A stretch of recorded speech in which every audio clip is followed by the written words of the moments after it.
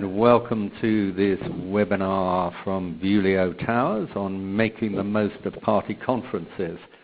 I'm Lionel Zetter. I will be your moderator today. I'm sitting here with Vuelio's crack team of Jake and Kirsty, and we're going to take you through for the next half an hour or so. As the screen is reminding you now, please do join the conversation on Twitter, on Facebook, or via email. So, just by way of brief introduction, so I said I'm Lionel Zetter. I'm the current chair of the PLCA Public Affairs Group, former president of the CIPR, former chairman of the Government Affairs Group, and author of a book which I'll be plugging shortly. But, more importantly, we are joined by two terrific guests. Jonathan Isaby, who is the current editor of BrexitCentral, a journalist who, despite his tender years, has many years of experience, having worked for the BBC and the Daily Telegraph, amongst others. And Sabine Tyldesley, who is an account manager at PLMR, one of the largest and most dynamic independent public affairs consultancies in the UK. And they have a very packed conference programme, which Sabine will be telling us all about shortly. So, brief plug for the book. This is Lobbying the Art of Political Persuasion. It's in the third edition. It has sections on UK, EU, America, and indeed the world at large. And it has plenty of tips on how to survive many different scenarios, including party conferences. I went to my first party conference in 1974, when I suspect a great many of you were not even born. Since nowadays I go to 2, 3 or 4 conferences a year. I've racked up well over 100 party conferences. This year I was down just to go to the Conservatives. I now find myself going to Conservatives, Labour, Lib Dems, and yes, even the SNP. So, party conferences, what are we talking about here? This is party conference season. We kick off next week. We've already had the TUC this week. Party conferences are your opportunity to take your clients, introduce them, show them around, reacquaint yourself with people who you've known for years, and, of course, make new friends, acquaintances, contacts. So, we've got the 3 main parties up there. As I said, I've already talked about the SNP. Also, I'm not going to UKIP this year, but I have been in previous years. And as well as the autumn party conferences, a brief plug here for the spring conferences, which tend to take place in March and April, and which are generally fairly poorly attended by lobbyists and by exhibitors. So a real opportunity to make a mark there and to stand out from the crowd. So, that is enough from me. We are moving on now to Jonathan Isaby. As you can see from the slide, he has, as a journalist, has not just worked for the BBC and the Telegraph and BrexitCentral, where he is now. He was heavily involved with Conservative Home and Taxpayers Alliance. And Jonathan, please tell us a bit about yourself and what you're going to be doing at Party Conference this year. Well, thank you, Lionel, very much indeed. Yes, no, I first went to a party conference in 1997 when I went to the Conservative Party conference as a university student political activist. I've since then been to every Conservative Party conference except for one, which was the year that my son was due to be born in the first week of October in 2012. Thankfully, he came in the second week of October, which means that his birthday is never going to clash with being at a party conference. But then in my journalistic roles that you referred to, I have been to Labour conference on many occasions, Lib Dem conference, even a couple of UKIP conferences as well. So if between us we kind of racked up the number of weeks of our lives that we've been at conferences, it would probably be scary, frankly, and our livers would not be very happy about it. This year, I'm actually only going to be at the Conservative Party conference this year, but BrexitCentral will be holding a rally on the Sunday night of the Conservative Party conference, which is going to bring together a whole range of speakers talking about Brexit and the positives of Brexit, because that's what BrexitCentral is all about, reporting on Brexit from a pro-Brexit perspective. But what the party conference will be for me, as ever, is frankly a massive networking session that lasts for 4 days.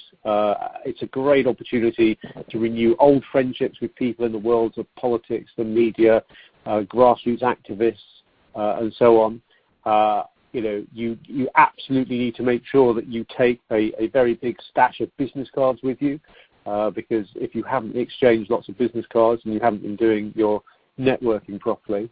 One thing that I'd particularly suggest to people, anyone going to Pride Conference, frankly, don't fill up your diary in advance with back-to-back meetings, especially with people who you could see at any time during the normal working week, in your normal office hours, and particularly those who may be based hold on, Jonathan. Near you. We're looking at pictures here of you sitting there with two fairly recognisable characters. Was this at Party Conference or was this elsewhere? Yes, the picture of me and David Cameron was me interviewing David Cameron in his hotel suite in 2010, which was the first Party Conference that he did as Prime Minister. And at the time, I was co-editor of Conservative Home. And during the course of conference, a lot of political journalists will be invited up for a kind of 15-minute slot with a party leader. The picture of me and Boris there is, I think, at the Conservative Home reception a few years ago at one such conference. Clearly, it is a brilliant opportunity to get access to serious players in politics, and in terms of a Conservative conference this year, people who are in government. Not least because they won't have their civil servants around them, because it's a party political event. The civil servants are not going to be in tow, getting in their way. Although, you've also got to appreciate that these people have got pretty busy schedules. So you may not be able to get a long conversation through a chance encounter with any of those people. But what's really important is it's an opportunity to connect, to make an initial contact that you can then follow up once you get back to Westminster or wherever you base. But so have you kept in touch with Ed Balls, Jonathan? Oh, well, that's me and Ed Balls on the set of Coronation Street in Manchester at the Labour Party conference a few years ago, where I think it was the Daily Mirror hosted their famous Labour conference party on the Coronation Street set. And Ed, that was something when I was running the Taxpayers Alliance, and Ed Balls was Shadow Chancellor. And we actually had quite a good relationship, actually. He didn't do any dancing for me, but it was... what about you and Nigel? Are you still buddies? Well, I talk to him occasionally. Obviously, with the Brexit being my life at the moment, he and I have a certain amount in common. That was he was helping me launch a pamphlet Taxpayers Alliance had produced about wasteful spending in the European Union at the conference several years ago. So yeah, it clearly is an opportunity to get up close to very serious players. Although, as I say, bear in mind, a lot of the serious players you're going to have trouble getting huge amounts of time with unless you've booked it in advance. One thing worth bearing in mind, actually, particularly if we're talking about government ministers, that very often their parliamentary private secretaries, who are also MPs because they're kind of ministerial aides, they are likely to be there too, and they are likely to have far more time to chat than their minister, but they do act as a kind of direct line into a minister's office. So it's always worth looking up in your latest Zetter's political companion who the PPSs are, so that you can that's another way of getting access to a minister. Fantastic. So you're looking forward to it. You're just doing the one this year, but you're going to pack a great deal in, I'm sure, to the 4 days or whatever it is we're all going to be up in Birmingham. And that's... No, absolutely. And I mean, I'd certainly say, going into the main hall is a complete waste of your time, certainly at Tory and Labour conference, because they are effectively just a rally to get short clips that can go out on television. There's no use being in the hall. Obviously, the exhibition area where there's all kinds of exhibitors, you'll meet interesting people. That's where the buzz is during the day. In the evening, the main conference hotel is going to be where people are going to be and where the buzz is going to be. Although do bear in mind, and obviously the fringe meetings, again, the kind of far more interesting aspect than the hall itself. So if Boris is only doing one this year, Jonathan, is he going to be at Conservative Home, or is he going to be... I think Boris is doing a Conservative Home event this year on the Tuesday, I think. Don't know that will time. be the hot ticket item this year, yeah? Well, apart from the BrexitCentral rally, obviously, on Sunday night, where Jacob Rees-Mogg and Priti Patel and Dan Hannan and others will be speaking. But the parties obviously publish fringe guides. They publish them in a book, but they're usually now online as well, and the online versions tend to be updated. And they're your best bet in terms of planning your day. Most serious groups will have prepared themselves in good enough time to get their meetings listed in those programs, although do bear in mind that there may actually be some very interesting controversial meetings that aren't actually in the official fringe guide. We've read recently that the Conservative Party objected to putting in their guide meetings by groups demanding a second referendum or trying to attack Chequers specifically. So do bear in mind that there may be some things that aren't in the guide themselves, but most stuff is going to be in that guide. Word of warning, if the guide lists a very high-profile speaker as bracket invited, presume that they won't be there, because it basically means the group aspire to have that person there, and they sent them an email back in June or July, but it's unlikely that they'll be there. Look out for brackets and TBC, yeah? Exactly. Yeah, cabinet ministers very rarely do fringe meetings, and Tom Watson will be on the fringes at Labour, yeah. Having been denied a slot in the main conference hall. Exactly. Good stuff. Okay. And bear in mind that the fringe events, obviously, with big name speakers, do attract lots of interest, and you often will need to get there early if you want to guarantee a seat. You often have seen queues outside the big events with people literally unable to get in because of space. So do bear that in mind. Good tips. Thank you, Jonathan. We will return to you shortly. So, Sabine, now I know, I don't want to describe what your activities are, but I know you are investing heavily in conference this year as PLMR. So can you tell us a bit about what you're going to be doing? Yeah, certainly. First of all, I think in a previous conversation we had, you described Jonathan and myself as conference veterans. I think that is not quite so true for myself as it is for my distinguished colleagues here with me. But perhaps this offers an opportunity to kind of give a little bit more practical advice, perhaps to some of the more senior people who've joined the webinar. Myself, I've been to 2 conferences now. This will be my third, and the first one with PLMR. But I've seen the 2 sort of big ones, and have managed to, over the years, also follow a few whilst working at organizations that couldn't afford to go to conference. Conference has been a big part of my life for a long while now, but having only managed to go for a few years so far. But yes, PLMR, as you mentioned briefly before, is obviously an integrated PR and public affairs agency, and we have a range of different clients from across different sectors and in various different shapes and sizes. And so we're running a diverse program for, colleagues and of course clients and non-clients and people who would want to come and see us and perhaps connect with people through what we're offering at the Business Hub. So as you can see here, the Business Hub is essentially one big event space. It's one of the marquees within the secure zone, directly next to the security tent as you're coming in. Mm-hmm.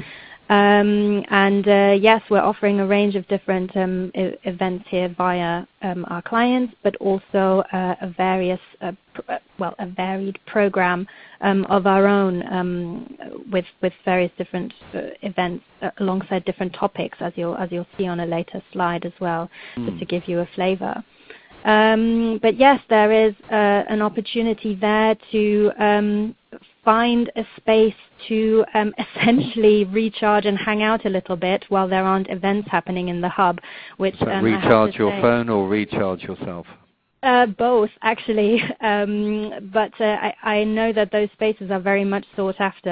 Having myself frantically having to write up fringe summaries with a laptop that is only half charged and trying to book meetings with a telephone that is quickly running out. I have found myself often sitting in a hall next to 12 other people circling around the one plug that we could all find. So this is perhaps a space that some of you may want to seek out to charge your phone, grab a coffee. We have got conference partners. Vuelio is obviously one of them, so you will be able to get any coverage from fringe meetings that you aren't able to attend yourself from them. But we also have partnered with the Daily Telegraph and with Costa Coffee, who will be providing refreshments. And our main sponsor for the Business Hub this year is Company Shop, which is, as you can see on the slide in the big circle. Right. It's actually a very interesting organization. Some of you may want to come by and speak to them. They are one of the biggest organizations to redistribute surplus food from supermarkets. So a great cause as well. Interesting. So it's not all about commercial. There's a sort of softer side and a charitable side as well. Yes, I mean, PLMR has got a strong ethos of donating 5% of its profits to charity every year anyway. But and we also obviously represent quite a few charities, and a large part of our business is the care sector. So there is obviously, as you describe it, a soft side to PLMR. But we are hoping to attract a crowd of people from different backgrounds, some obviously C-suite, many of them large organizations who will be attracted to come to the Business Hub to do their networking there. And also the Business Hub will be the location where the Business Day reception will be held. As many of you know, on the Monday, the Conservatives run their Business Day, and at the end of the day there is a reception being hosted as part of the Business Day, and that will be hosted in the Business Hub. That's good to hear, and I should put in a plug at this point, by the way, which I didn't at the beginning. I'm a director of the Enterprise Forum, which is the Conservative Party's interface with British business, and we've got events with Philip Hammond, Greg Clark, Kelly Tolhurst, and Lord Pickles. So again, yes, on that, around that business theme, there's a lot of business to be done. Fantastic. So, Kelly, just one more thing on the actual space that you're... Sorry, I called you Kelly. I'm looking at Kelly. Sabine, one more thing on your business space. So, basically, am I right in saying that during the day, it's set out theatre style mainly for sort of events and forums, and then during the evening it's set out reception style, or do you just sort of change the configuration on a regular basis during the course of the day? It's more the latter. So on any given day, we will have a few events happening during the day at various different time slots, but there are specific opening hours when the Business Hub will simply be open and will turn into what I described before as the Hub Lounge, where people can then sit and recharge their phone and grab their coffee and just book out meeting spaces as well. Any further information people would want, they can obviously get in touch with me or with the conference team. And we're happy to kind of share information further. People will need to register for passes in order to get into the Business Hub. So can they do that through Vuelio, or through the info at Vuelio at the beginning slide, the earlier slide? Yes, I'm sure they could refer people back to us, but if you just want to get in touch with PLMR, then we can certainly sign people up. So we're just flashing on the screen a brief summary of the program to show how busy it is. But we're now going to move on, because we don't have a huge amount, and thank you for that, Sabine. We're now going to move on to the do's and don'ts of party conference. So, you're up there 2, 3, 4 days. It's very full on. It's very intense.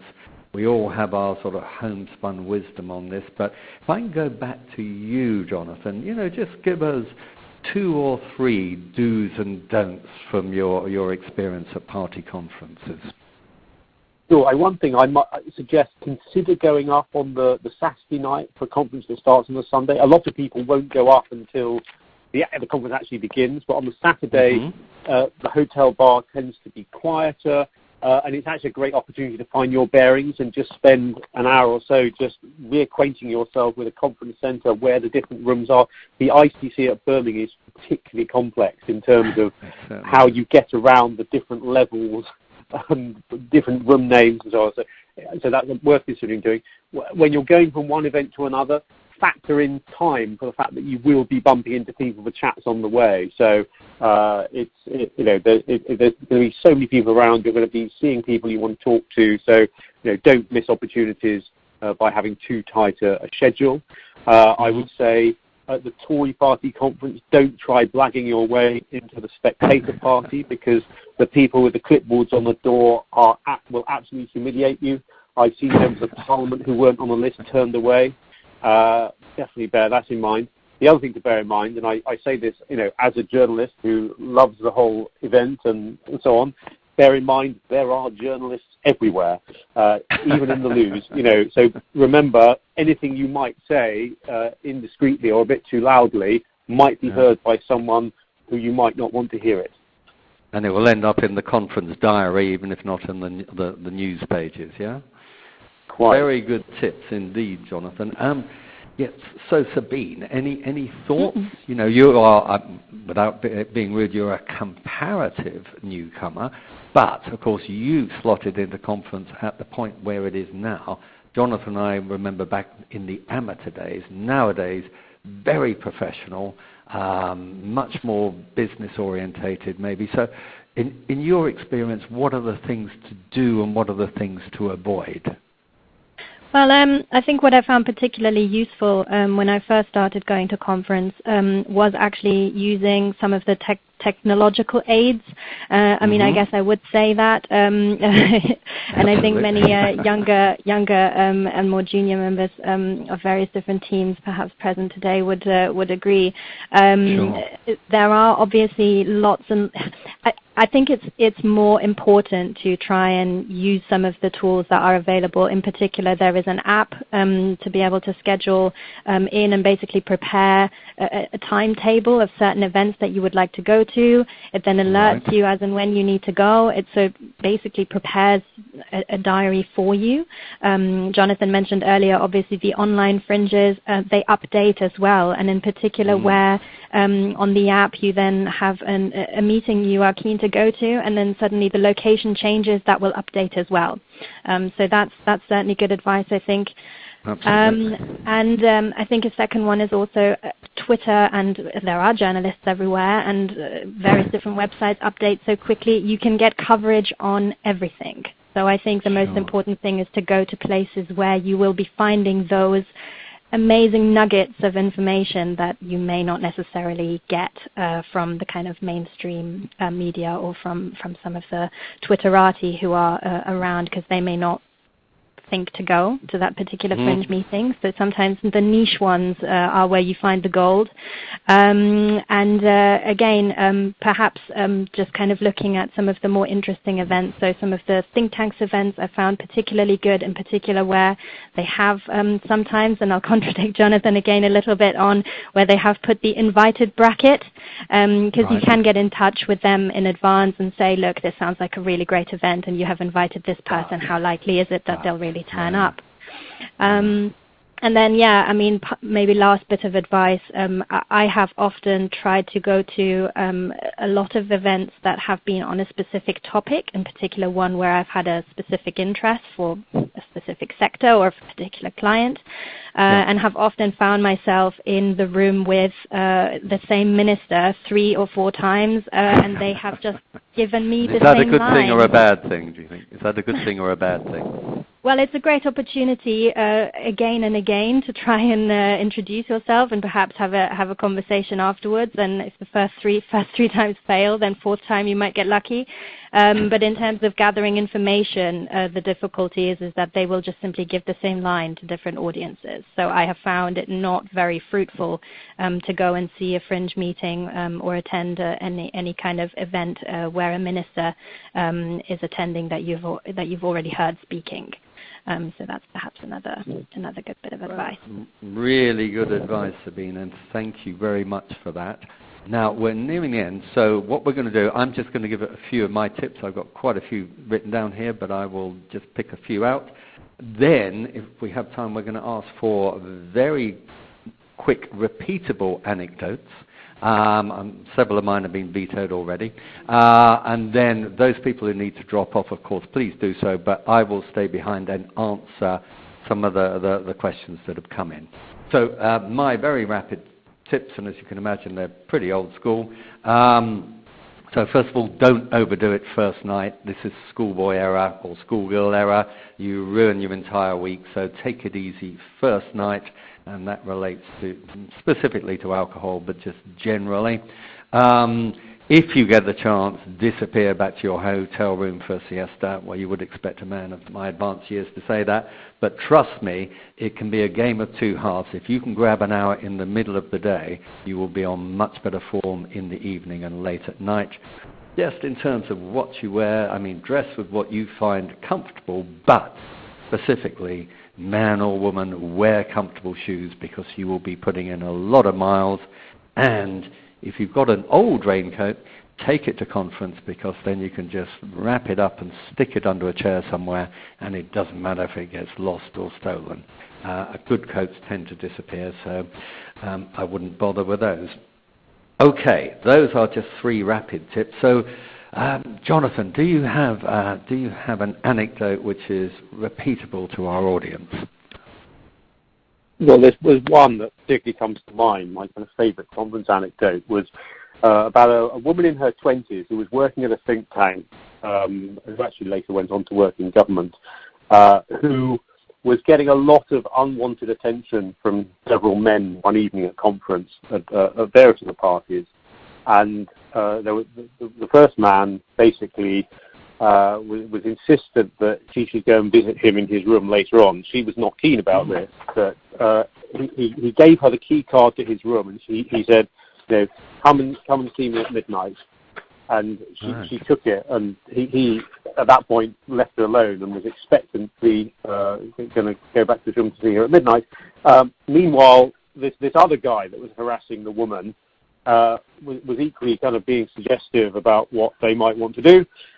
Anyway, the young woman said she had a good idea. Why didn't they go to her room at midnight? So she gave the guy the key card. History, alas, does not tell what happened when one chap knocked on the other chap's door, but I would have liked to have seen their faces. Yeah. A very good cautionary tale there, Jonathan. Sabine, anything you want to share with us? Well, I did a little poll around the office for some interesting stories that people have had.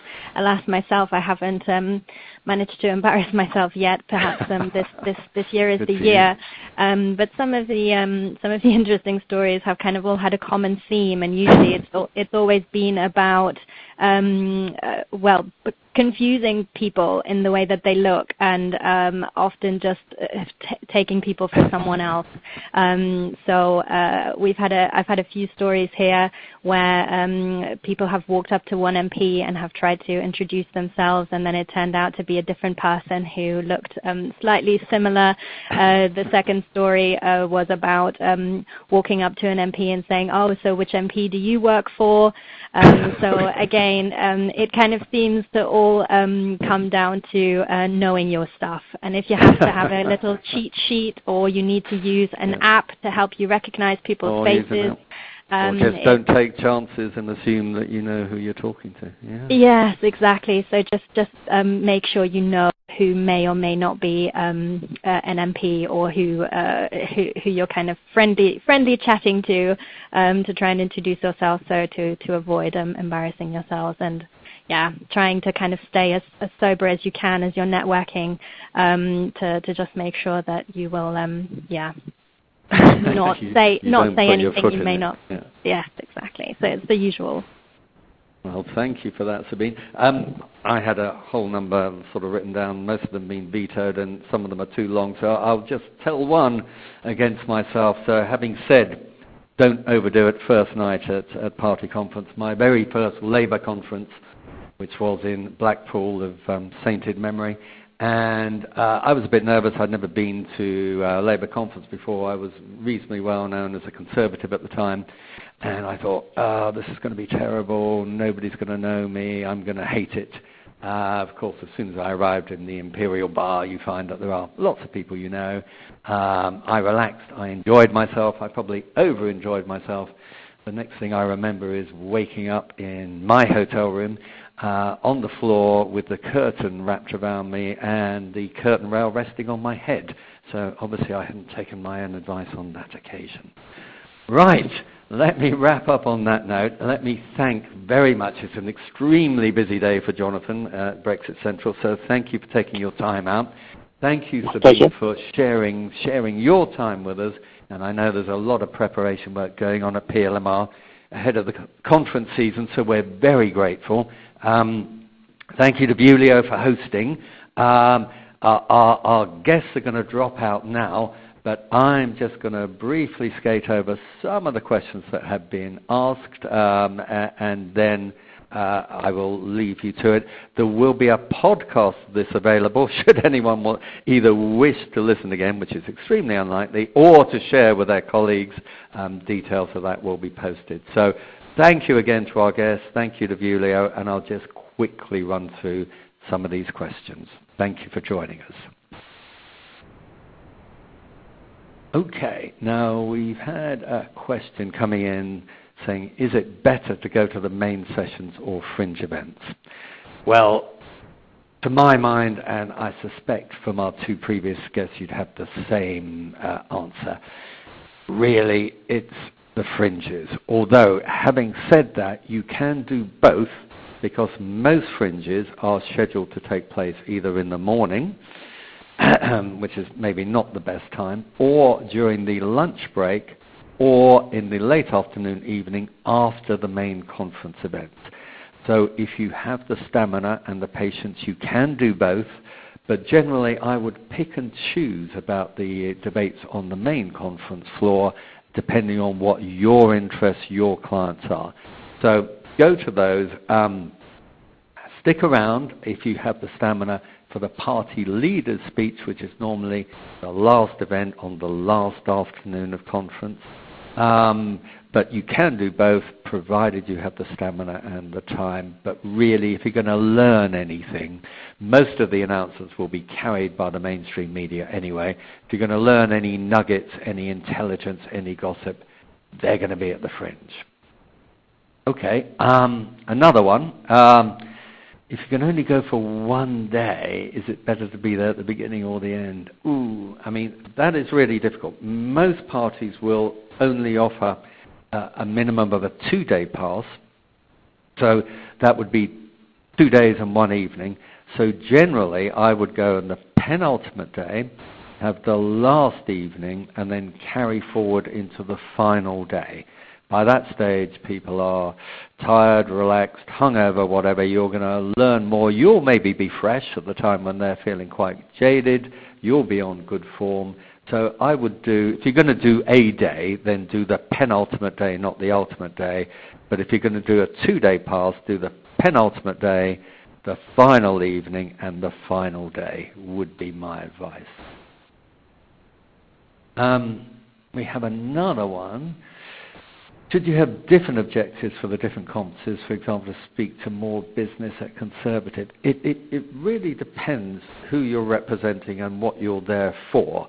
But there is no doubt that there is a different emphasis at Labour Party. Of course, all of the parties, the Lib Dem, SNP, they are all go out of their way to attract business, to have business-friendly events, to provide stands for businesses. But on the at the Tory party, And that's why the Enterprise Forum is having events this year just at Tories, although we may do more in years to come. But the Tories do have a heavier emphasis. At Labour, you will find, as you walk into the exhibition centre, you will find giant stands from the TUC and the main unions. And that tells you a lot about what you need to know about Labour, the emphasis at Labour. And of course, if you go to Labour, you will find that down the road there will be a parallel conference called The World Transformed, which is the Momentum Conference. And there will be different speakers at each conference, but some speakers will try and straddle that very difficult divide. But go with your objective. Your objective is to service your clients and look after them and make it the best experience for them. But the subtext is to put yourself about, meet as many people as possible, and learn as much as you can. There is a difference between information and monitoring, which Vuelio and others provide, and intelligence, which you only pick up firsthand. And final one, before I let you go, how do I get an invite to the top parties? That's really difficult, really difficult. So, if the Telegraph or the Spectator or whoever have an exhibition stand, go to the stand, chat them up, and then at the end ask if you can get an invite. Keep your ears open for anyone who says they've got an invite and say, ooh, where did you get it? Where can I get mine? Chance your arm and contact them in advance and say, look, I'm going to a conference. Are you having an event? Can I come? But mainly it has to be said, you have to have been going for a few years and have made the relationship with the Mirror, the Spectator, the Telegraph, Sky in advance. Otherwise, it's just a case of being there, keeping your eyes and ears open, and being lucky. So, I hope to see some of you at the conference. I'm sure it's going to be a really interesting conference season. Every single party has their challenge. They're all going to be in damage limitation mode, and they're all going to try and transcend the issues they have with leadership, with Europe, with anti-Semitism, with Alex Salmond's difficulties. They're all going to try and transcend those difficulties and reach out to you as participants and to the great British public as a whole. So thank you for joining. Enjoy conference. Hope to see you there.